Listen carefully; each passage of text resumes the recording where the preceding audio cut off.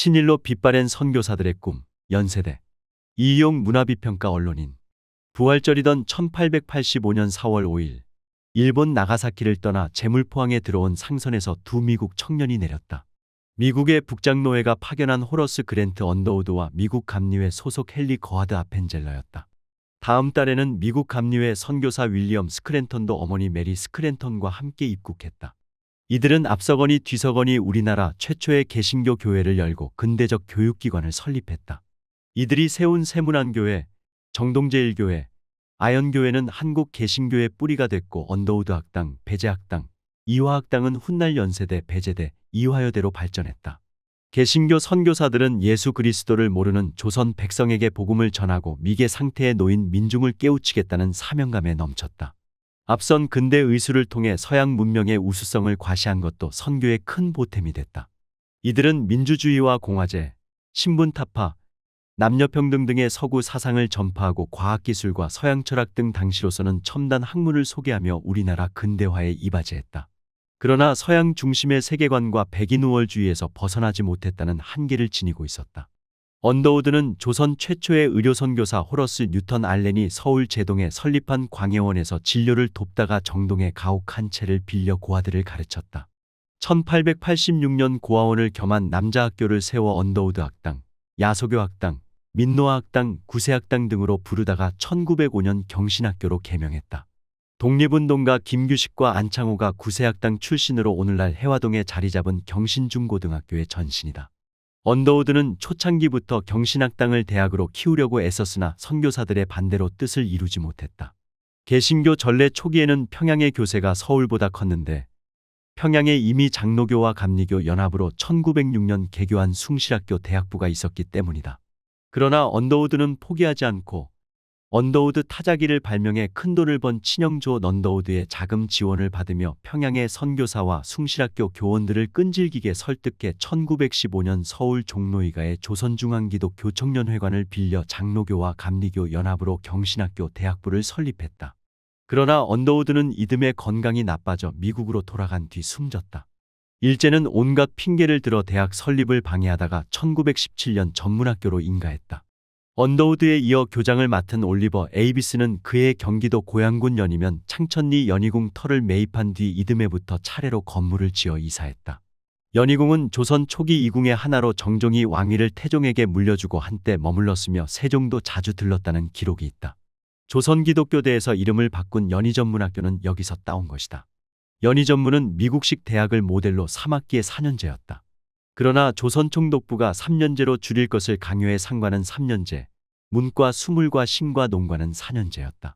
1924년 개교한 경성제국대학은 법문학부와 의학부만 있었고 이공학부도 1941년에야 설치했기 때문에 상과 수학과 물리학과 응용화학과 등의 인기는 매우 높았다.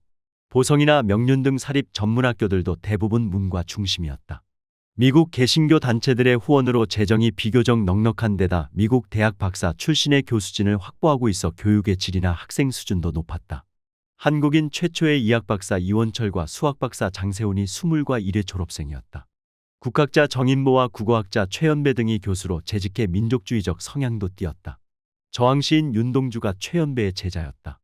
미국 예일대에서 박사학위를 받고 1927년 교수로 부임한 백낙준도 1936년 문과 과장을 맡았을 때 총독부의 탄압 속에서도 국학 과목을 신설하고 연구를 후원했다.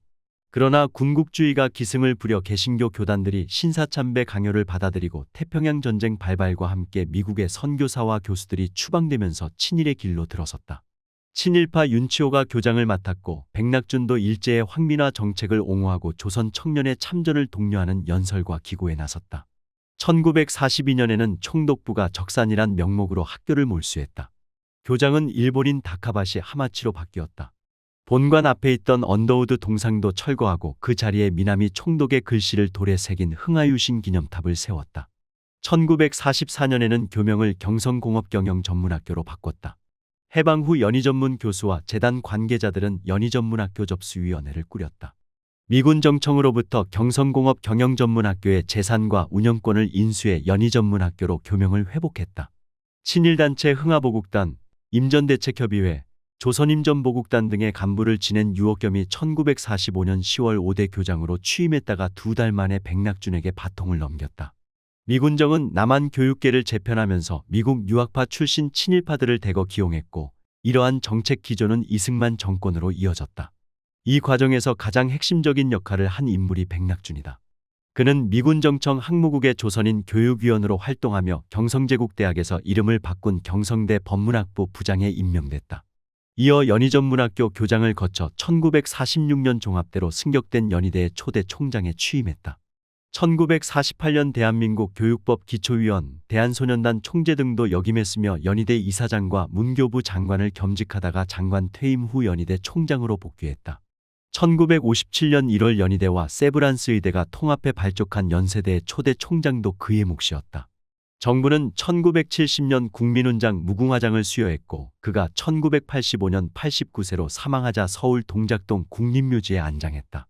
20여 년이 지난 뒤 정부의 친일반민족행위 진상규명위원회는 친일반민족행위 705인 명단에 그를 포함시켰다. 세브란스 의대의 뿌리는 1886년 3월 29일 문을 연 제중원의학당으로 거슬러 올라간다. 16명의 학생을 선발했으나 중도의 학업을 포기하거나 졸업 후 관료로 전직해 의사를 배출하지는 못했다. 1893년 제중원 책임자로 부임한 에이비스는 미국의 실업가 루이스 세브란스에게서 거액을 지원받아 1904년 서울역 앞 복숭아골에 최초의 현대식 종합병원인 세브란스 기념병원을 세웠다. 제중원의 학교 이름도 세브란스 의학교로 바꾸고 1908년 7명의 첫 졸업생을 배출했다. 1917년에는 총독부 인가를 받아 세브란스 의학 전문학교로 개명했다. 1911년 졸업생 중에는 이태준도 있다. 안창호의 권유로 신민의 외곽단체 청년아구회에 가입한 그는 졸업 후 세브란스 병원에 근무하다가 중국을 거쳐 몽골로 망명했다. 레닌이 한인사회당에 지원한 독립자금을 운반하고 헝가리인 폭탄제조 전문가를 의열단장 김원봉에게 소개하는 등 독립운동에 깊이 관여했으며 전염병 퇴치에 헌신의 몽골의 슈바이처로 불렸다. 세브란스 의전은 3.1운동 때도 큰 역할을 했다. 캐나다 출신의 프랭크 윌리엄 스코필드는 34번째 민족대표로 불린다. 개신교와 천도교 등의 주요 인사들이 대대적인 만세 시위를 은밀하게 준비하고 있다는 사실을 알고 있던 외국인은 그가 유일했다. 세브란스 의전 교수로 재직하던 그는 민족대표 33인 중에 한 명인 이갑성에게 해외 정세를 담은 외국 신문을 전해주며 거사를 도왔다. 이갑성은 세브란스 의전 출신으로 당시 세브란스 병원 제약주임이었다. 3.1운동이 일어나자 독립선언서를 영어로 번역해 해외에 알리는 한편 시위 현장에서 사진을 찍어 배포하고 국내외 영어신문에 독립선언의 취지를 알리는 글을 실었다. 언더우드 2세 등과 함께 서울 서대문형무소와 대구형무소를 찾아 수감자들의 고문 흔적을 확인한 뒤 조선 총독과 정무총감 등을 만나 항의하기도 했다. 그해 4월 경기도 화성시 장안면 수촌리와 향남면 제암리 등에서 학살극이 벌어지자 이에 관한 보고서를 작성해 해외에 보냈다. 세브란스 의전 학생들도 적극적으로 나섰다. 이용서를 중심으로 소식지 3.1신문을 만드는가 하면 조직적으로 만세 시위에 참여했다. 그러나 세브란스 의전도 연희전문처럼 일제의 탄압으로 민족적 성향을 유지하기 힘들었다.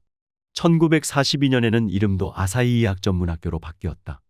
1947년 예과 2년, 본과 4년의 6년제 의과대로 개편된 뒤 1957년 연희대와 합병해 오늘에 이르고 있다.